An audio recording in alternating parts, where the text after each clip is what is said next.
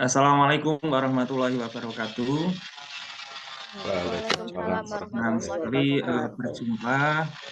Baik, kami dari kelompok 2 akan mempresentasikan mengenai ruang kolaborasi dari topik 3 pada mata kuliah perspektif sosial kultural dalam pendidikan. Baik, sebelumnya izinkan kami untuk memperkenalkan anggota kelompok kami.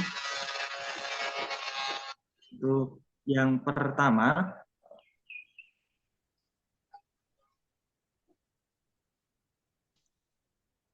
itu ada Mbak Anita Astrianti, kemudian yang kedua ada Mbak Aurelia Evelyn, kemudian yang ketiga ada Mbak Farah Fauzia, kemudian yang keempat ada Mas Aris Webdepto, kemudian yang kelima ada saya sendiri, Cahyo Baskoro, kemudian yang keenam ada Mbak Fitriana Wulandari.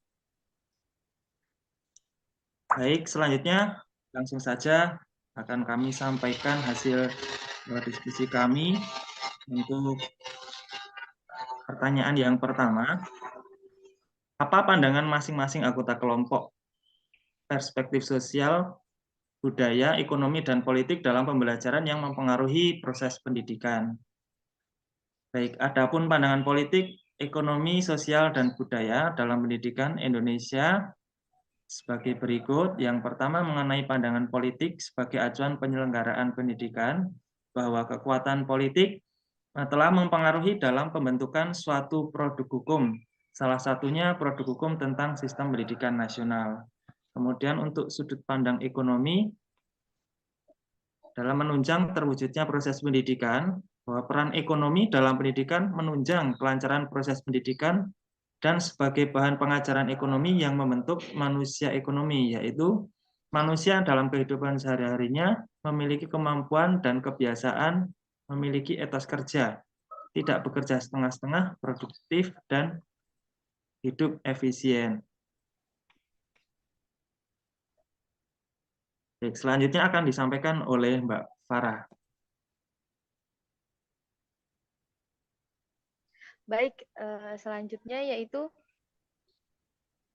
interaksi sosial atau sosialisasi berpengaruh dalam proses pendidikan. Dia itu, oh my,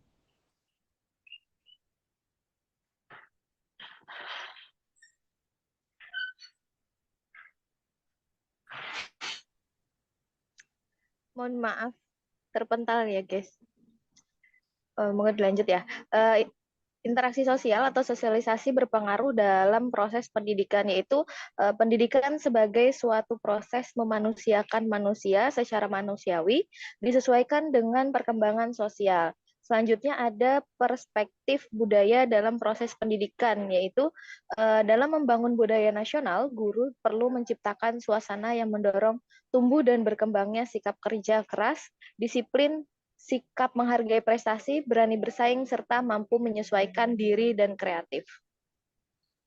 Selanjutnya,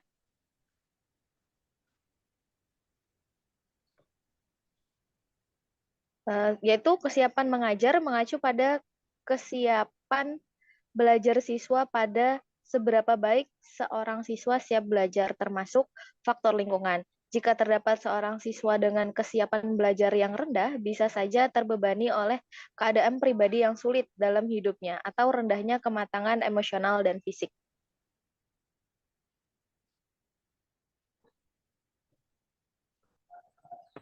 Selanjutnya, apa persamaan dan perbedaan pandangan tentang perspektif sosial, budaya, ekonomi, dan politik dalam pembelajaran yang mempengaruhi proses pendidikan yang dimiliki?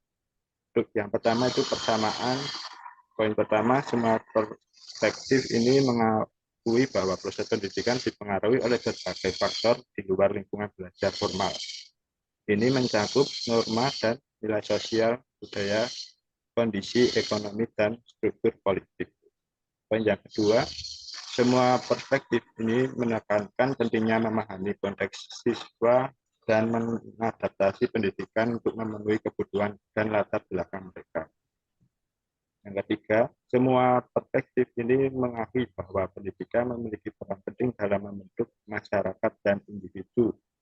Dan sebaliknya, masyarakat dan individu juga mempengaruhi bagaimana pendidikan disampaikan dan diterima.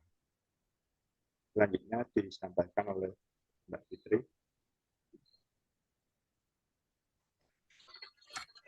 Oke, yang selanjutnya yaitu perbedaan pandangan tentang perspektif sosial budaya ekonomi dan politik dalam pembelajaran yang mempengaruhi proses pendidikan yang dimiliki.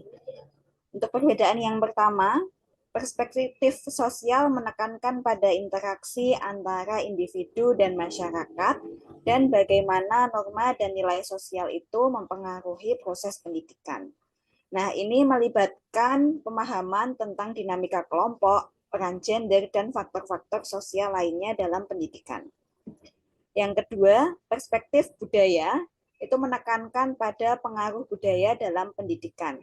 Nah, ini melibatkan pemahaman tentang nilai-nilai budaya, tradisi, dan praktik yang dapat mempengaruhi cara siswa belajar dan bagaimana materi tersebut diajarkan. Yang ketiga, perspektif ekonomi menekankan pada pengaruh kondisi ekonomi pada pendidikan.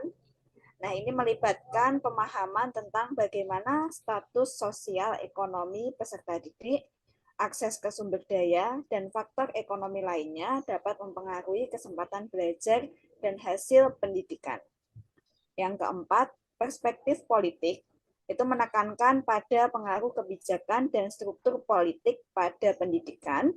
Ini melibatkan pemahaman tentang bagaimana kebijakan pendidikan, distribusi sumber daya, dan faktor politik lainnya dapat mempengaruhi sistem pendidikan dan pengalaman belajar siswa. Yang selanjutnya akan disampaikan oleh Mbak Anita. Akan saya lanjutkan.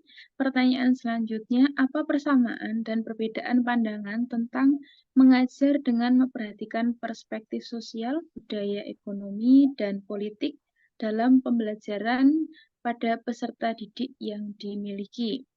Untuk persamaannya, yang pertama, semua perspektif ini mengakui bahwa pembelajaran tidak terjadi dalam vakum, tetapi dipengaruhi oleh berbagai faktor sosial, budaya, ekonomi, maupun politik. Yang kedua, semua perspektif ini menekankan pentingnya memahami konteks siswa dan mengadaptasi pengajaran untuk memenuhi kebutuhan dan latar belakang mereka, yang tentunya sangat beragam. Dan yang ketiga, semua perspektif ini mengakui bahwa pendidikan memiliki peran penting dalam membentuk masyarakat dan individu. Dan sebaliknya pula, masyarakat dan individu juga mempengaruhi bagaimana pendidikan disampaikan dan diterima. Untuk perbedaan akan disampaikan oleh Mbak Evelyn, silakan. Baik, selanjutnya adalah perbedaan pandangan tentang mengajar dengan memperhatikan perspektif sosial, budaya, ekonomi, dan politik dalam pembelajaran pada peserta didik yang dimiliki. Untuk perbedaan yang pertama, perspektif sosial menekankan pada interaksi antara individu dan masyarakat dan bagaimana norma dan nilai sosial mempengaruhi proses pembelajaran.